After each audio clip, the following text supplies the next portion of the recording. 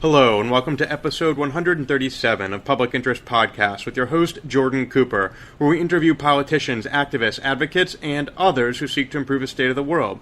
We're here today with Dr. Derionne Pollard, president of Montgomery College, former president of Las Positas College. She serves on the board of directors at the American Association of Community Colleges and is the former vice president of educational affairs at College of Lake County. She's a former English faculty member. Derionne, thank you so much for joining us today. How are you? Delighted to be here. Thank you, Jordan. Excellent. The first thing I'd like to ask you is, what are you currently doing, or what have you ever done to advance the public interest, and why? I think my presence and work at a community college almost is the epitome answer to that. My job is to ensure that as a higher educational institution, we provide access to higher education for every sector of our community. Sectors that would traditionally attend four-year institutions, sectors that may have only access to higher education through a community college, but also to plant consciousness in our community about the work we do and the students that we serve. So it sounds like affordability is often something in the community that is associated with community colleges. Is that actually something that is a reality for the students at community college, and are you trying to promote this college as a means of access for higher education for those who might have difficulty affording other institutions? Sure. Poverty is the number one barrier for students to go to college. The reality is that many Americans don't have access to higher education because their family cannot afford to send them to that. Community colleges were founded with that very idea that we would provide low-cost, high-quality education in a person's community, so they would not have to go away to school, that they could stay local, and that we would also have institutions that had robust support services to enable and support those students as they come through our institution. So affordability is certainly the thing that community colleges are known for. In fact, about half of all undergraduates in the state of Maryland attend a community college. So if a person does 2 years at a community college and earns their associate degree, we know their lifetime earnings increases about $600,000 over the course of their life. If they complete that baccalaureate degree, we're talking about $1 million over the course of their life. So we know for a fact that we're the stepping stone and the entree point for so many Americans who don't have access directly to higher education, the traditional model. So you said half of all Maryland students who go on to college begin in community college? Yes, there's 16 community colleges in the state of Maryland. We have a highly coordinated system where we actually spend each time every month talking about the work we do together. But most importantly, we're responsive to the local communities that we serve. So if you look at Montgomery County, Maryland, we know about 25% of the graduating classes of MCPS, our public school system, comes to Montgomery College. That number jumps to 60% when we talk about the numbers of folks who actually stay in Maryland for their undergraduate experience. They may bounce back in the summer. They may start here and go someplace else. They may go someplace else and bounce back to Montgomery College. So we take great pride in meeting people where they are. And so you coordinate with the K through 12 public school system, where it sounds like a great feeder source of students for your school, and then you also coordinate with the universities at Shady Grove and some other universities in the area of Montgomery County. Can you talk a little bit more about the collaboration that you have between those feeder schools and also, I guess, I don't know if they're competitors or the other schools in this area? You've done your homework, Jordan. I think that there is certainly a very tight coupling between Montgomery College and MCPS, which is our public school system, and that of our university system, USG partner. We do a very good job at looking at how we can collaborate and support students from the moment they are in high school, sometimes even earlier. We have a wonderful kindergarten program where we reach out to kindergartners and plant this idea of college consciousness with them. But we work to align curriculum. We know for a fact that if a student goes through a curriculum that prepares them for college, they are better situated when they come to us. So how do we make sure that the high school faculty understand what it means to go to college? One of the biggest misnomers that we've had as a part of our national narrative is that high school diploma equals college ready. The reality about that is no longer the case. So our job is to figure out how do we help that narrative become a dominant one again. So we spend a lot of time looking at curriculum, looking at assessment measures, looking at support services. A student is leaving a high school environment where there are certain support services. How can we have them at our institution as well? And we do that conversely with the universities of Shady Grove, that whole continuum or pipeline. So since this is Montgomery College, is your goal to have Montgomery County Public Schools produce 12th graders who are graduates of those public schools who are college ready, or is your goal to have them enroll Montgomery College and when they finish be college ready to continue their education in a 4-year degree? So I think a third option is what we're trying to do. I think that we certainly want to meet any student where they are. We recognize that many students will graduate from high school college ready, and we'll be here and support them. There are going to be many students who graduate from high school who are not college ready. So we want to meet them where they are as well. So this idea that regardless if you are the high school dropout, if you are the honor student, if you are the returning veteran and the working reservist, if you are the stay-at-home mom or the working dad, whoever you are, our job is to meet you where you are without any judgment, without any pretense that you can't achieve your goals. Our job is to be there, and I think that's what makes us a distinctly American form of higher education. So in America, conceptually, many Americans think of college in terms of a liberal arts framework. I'm going to take some English, some history, some math. I'm going to learn a whole bunch of stuff just like I did in high school.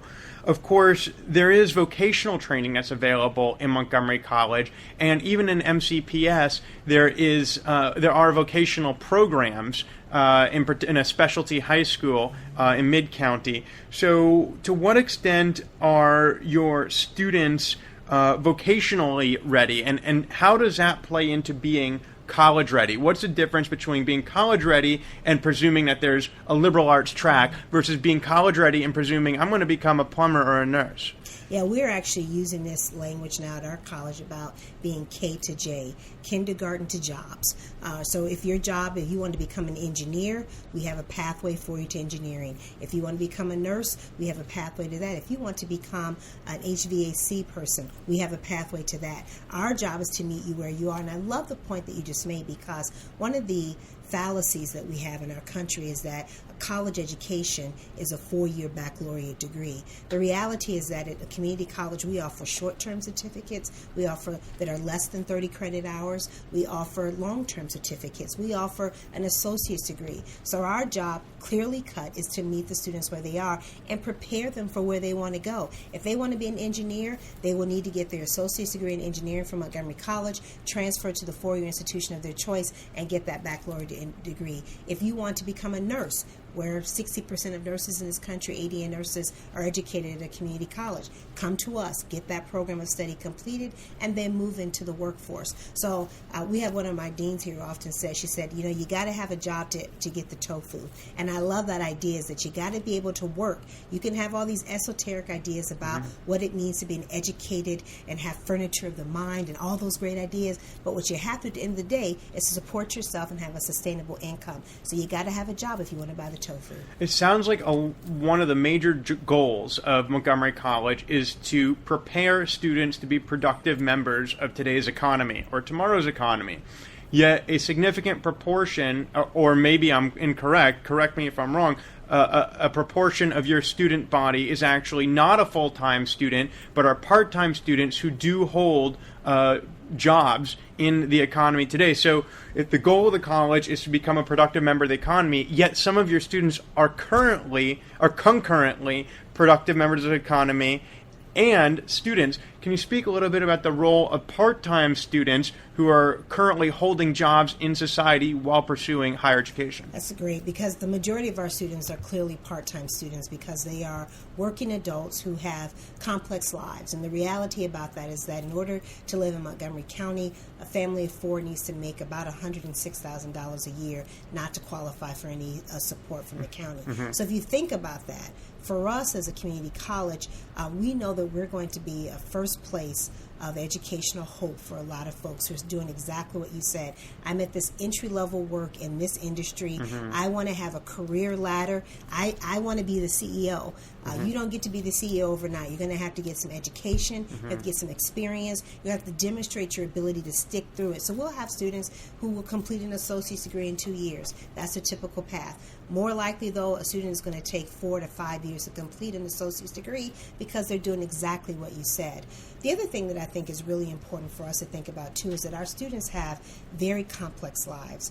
They're parenting, they're caring for seniors and their family, they're working not one, not two, but 3 or 4 jobs. They're trying to balance the complexities of life. So our job is to really, again, and I'm going to say this over, meet them where they are, and really deconstruct this master narrative that we have in our society, that the traditional college student is 18 to 22 years old. They have a pathway of going for 4 years to a state college away from home. That is no longer the model of which most undergraduates in this country attend. So let's actually look at a reality check about that. So, Derionne, on the topic of career pathways, I'd like to transition to yours. So you're from the Midwest. You ended up getting a PhD in education, became a teacher, an English and faculty member, and then you've moved up through educational administration to your current position as president of Montgomery College. Is this something that you envisioned decades ago when you yourself were a college student? What is it that led to you having such a passion for improving affordability of and access to a high-quality education for everyone in society? Because college changed my life. That at the end of the day, I went to college and never left. I was this little brown girl from the south side of Chicago, the first in my family to go away to school and to really be able to think about a white-collar job. That was something that was an aspirational intent for me. So this idea of moving into a college environment and changing the trajectory of not only my experience, but that of my family has been significant. My grandfather died at 98 years old, but had been the male version of the Help. If you read the book or saw the movie, he worked for a white family in Hattiesburg, Mississippi. Probably had an 8th grade graduation, depending on when you caught him. It was probably 6, but he would say 8. He worked for this family. He helped them. He took care of their children for years, did daycare, lawn, driving, whatever the case may be. I look at my father, who's this brilliant, wonderful man who raised me after my mother died, and is able to complete a Vietnam veteran, completed high school. I found out lately he's been taking community college classes. But the reality about that is that his daughters, my sister and I, are solidly middle to upper class. We have the ability to navigate the world in a different place. So my son, who is now 10 years old, 2 generations later, has a very different reality than that of his great-grandfather or his grandfather. That, to me, is why I do this work. I see it every day. I talk to these kids when I'm walking down the hallway, these adults who are trying to change their lives. It's because the only thing I know in this country that can help you move from one economic level to another is education. You can play the lottery, but I can guarantee you the outcomes are much more significant and impactful here. People can take your good name away from you. They can take your house, your job, because many of my folks have lost jobs. But what they can't take away from you is your education, and that's what we do here.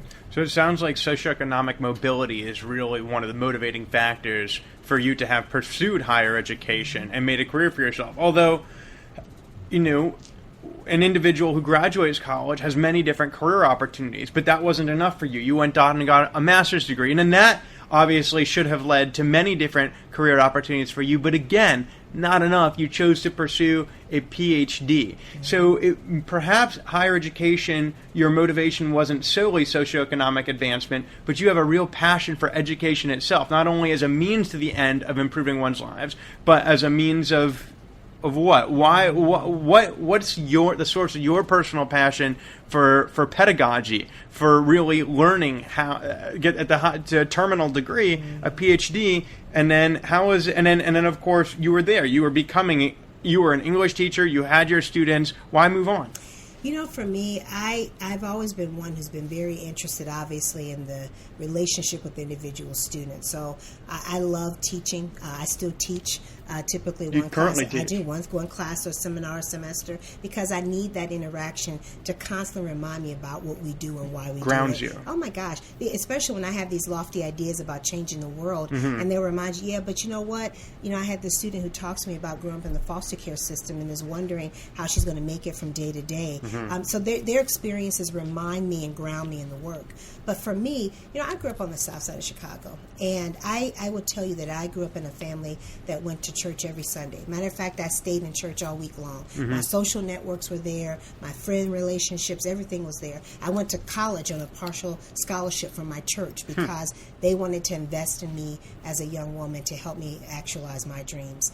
There's a part of me that really believes that the college is almost the church of the community now. And at one point I had a minor in religious studies. I used to spend a lot of time thinking about going into the ministry. And really, in a lot of ways, high school and college prepared me with this idea that education really is a social justice issue. And I know so many people who went to public education where I grew up in whose options seemed very limited. But I know for a fact that their lives are different because of the fact they were able to secure education. But when I look at what a college can do in a community, we can connect people through partnerships and things that they never thought possible. We spend time deliberately as an organization thinking about how to engage the community, new immigrants who come into our community. One of the first places they find themselves at is at Montgomery College. Returning veterans, they're thinking about changing their life after served their country. They come to Montgomery College. Students who are right out of high school, somebody who's working. We have people who have advanced degrees who are trying to make sure that they stay relevant. We're becoming the new finishing school for the bachelor degree. So there's a lot of things for me that this is my own little ministry in a lot of ways. So you mentioned that there are 16 community colleges in the state of Maryland. What's special about Montgomery College? I think Montgomery College is special probably for 4 very distinct reasons. Our work in community engagement is unparalleled. We have been very distinctive, particularly of late, thinking about how we go out into the highways and byways and for the next 70 years go to communities that have not found their way to our institution. I think we're exceptional at that. Secondly, I think that we have named and are owning the achievement gap in higher education. People think about the achievement gap and think it's just a K-12 reality. We still have a disproportionate success levels as it relates to black and brown students than we do white and Asian students. And here we are at the college are addressing that. We're being innovative. We're making errors and we're learning from it. That to me makes us very distinctive compared to a lot of our peers, how we're doing it, and unfiltered attention on this issue.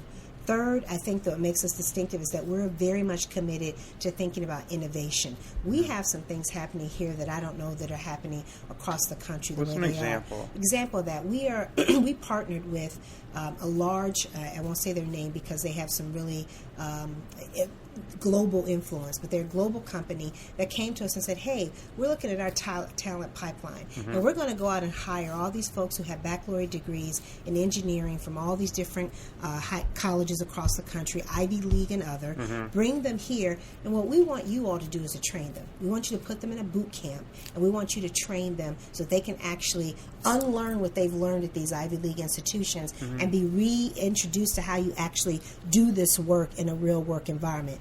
That to me is unheard of because a business recognized the value that we have, the currency, the relevancy, and said, hey, you come in and help us figure this out. That to me is innovation at a whole different level. We have our faculty and staff who are unparalleled in their professionalism and the knowledge that they have and their continued effort to be high quality. That to me is very distinctive.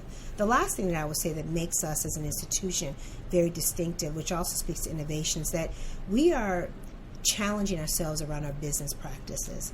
We recognize that higher education is changing and the ecosystem in which we operate is changing. We're going to have to be very thoughtful about efficiency, effectiveness, looking at our support from the public and knowing that public dollars can only go so far. We can only ask our students to pay so much to stay affordable. So I think that we are, as an organization, asking ourselves the hard questions, but also coming up with, I think, some of the most definitive answers to those questions. So some individuals may be listening to this episode and thinking, well, I never really thought about community colleges before. I got admitted to College Park. And, I'm thinking next September I'm going to be a freshman. And my mom and my dad both work. And it's expensive to live over there. Should I I'm already admitted, right? I know I'm academically adequate. I've been admitted to College Park. Should I consider going to community college, even though I can start off at a 4-year degree right now? Should I consider spending my first 2 years here and then transferring to College Park? So the first thing I would tell that student is, Jordan, you will find thousands of students just like you here at Montgomery College. Many of them who've made Montgomery College their first choice because of that very reason. You have the opportunity to come to state-of-the-art facilities, having faculty members who are master or doctorally prepared, no teaching assistants. You have support services that will wrap around you in the classroom and outside of the classroom to help you be successful. Oh, and by the way, you can save yourself a whole heck of a lot of money to do that. That, to me, if they really are a smart student and they need to stay at home and want to stay at home and may not be ready to make that transition, this is the institution for you. Now, the previous administration on a federal level had made it a priority to try to make community college available to every student. Clearly, there are many different budget challenges. We experienced a great recession. A lot of, you mentioned, public funding for Montgomery College subsidizes tuition for students from the state and from the county. Can you talk a little bit about how those different funding challenges combined with political objectives have created an environment? How has it affected the atmosphere here at Montgomery College? I think as an institution, community colleges typically have done well regardless of if Democrats or Republicans in office, because each of them emphasizes a different part of our mission. Republicans typically emphasize our workforce development. They talk a lot about the fact that we're a part of a jobs engine, so they emphasize that a lot. Democrats have typically emphasized a lot about our access mission, that we're here to provide access to many folks who may not be able to come. So what we do, if we're a smart organization, we figure out how to repackage what we do based on who's in the office. And that's a plain and simple fact. So a part of my job is to develop strategy around that. So I want to be able to emphasize that in this administration, yes, community colleges are helping to produce the workforce of the future. We have programs that lead people directly into the workforce, short-term and long-term. We have stackable credentials. Oh, and by the way, because this country is changing in its demography, you would be well-suited to partner with us because we're the access point for many different populations. So to me, I think it's about merging those messages that have traditionally been either or. I think the other thing for us as institutions, be much more savvy.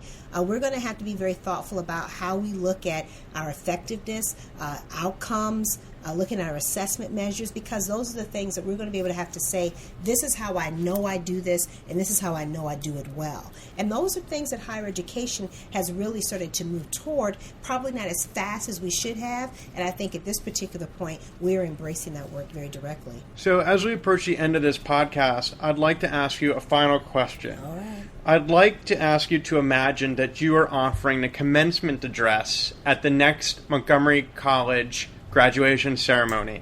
And in speaking to the students, you're going to cover a few topics. I'd like you to speak to these students about your motivations, why it is that their education is so important to you. And I'd like you to speak about your legacy, what you hope at the end of your career, when you get there, of public service. What do you hope to have achieved, and how do these students fit into that legacy? How does your vision of your impact in the world take into account these students and what they're going to be able to do?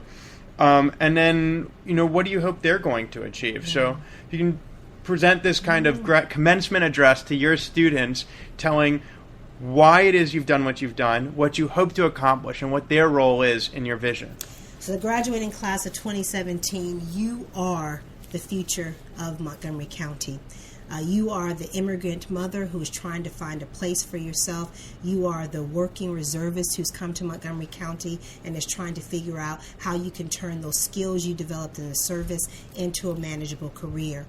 We are here to support you. We believe deeply in you, not simply because of the fact that you are the future of this county and in many cases the president of this county. You are indeed a valuable part of this community. We know that education is the only thing that can help someone move from poverty into middle class and upper class as well. We also know for a fact, and this is unparalleled, that most people want to live in a well-educated community. Excuse me. They want to live in a community where people are better educated, because we know that there's less crime, less dependence on social support service, greater public health outcomes, greater voter engagement. So not only do we need you to be educated for your own social mobility, because education is both a personal good and a public good. We want to live in a community where people have had access to higher education and been successful as a result of that. And that has been Dr. Derionne Pollard, president of Montgomery College, former president of Las Positas College, serving currently on the board of directors of the American Association of Community Colleges, the former vice president of educational affairs at the College of Lake County, and a former English faculty member.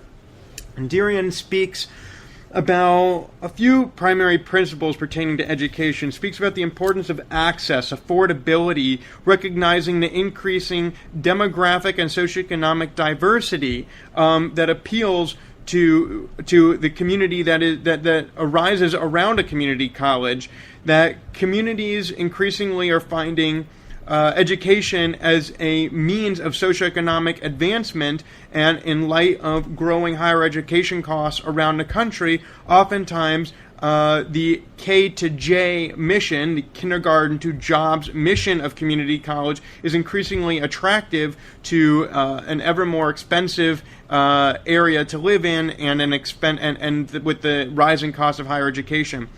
Dr. Pollard is interested in making sure that we're meeting students where they are, whether they're college ready and they're ready to try to find an affordable way to get a 4-year bachelor's of arts degree, or whether they're currently in the workforce and balancing multiple other personal responsibilities, and they're seeking vocational training to be able to advance themselves in their career. Dr. Pollard is interested in engaging the community. She views education as a means of achieving social justice. In her words, college is the church of our community. It is a place that is not only a source of education, but it's a place where communities are built and they sustain not only the community of tomorrow, but also the economy of tomorrow. This is a training ground for tomorrow's society. Derionne, thank you so much for joining us today. It was wonderful. Thank you, Jordan. And this has been episode 137 of Public Interest Podcast with your host, Jordan Cooper, where we interview politicians, activists, advocates, and others who seek to improve the state of the world. I'll remind you to subscribe at publicinterestpodcast.com, listen on iTunes, your podcast app, Stitcher, SoundCloud, Blueberry, Player FM, Facebook, Twitter, or LinkedIn. Should you wish to leave a voicemail for Dr. Pollard, you're welcome to call 240-630-0380, and that voicemail will be emailed to her. Thank you so much for listening, and we'll talk to you next time.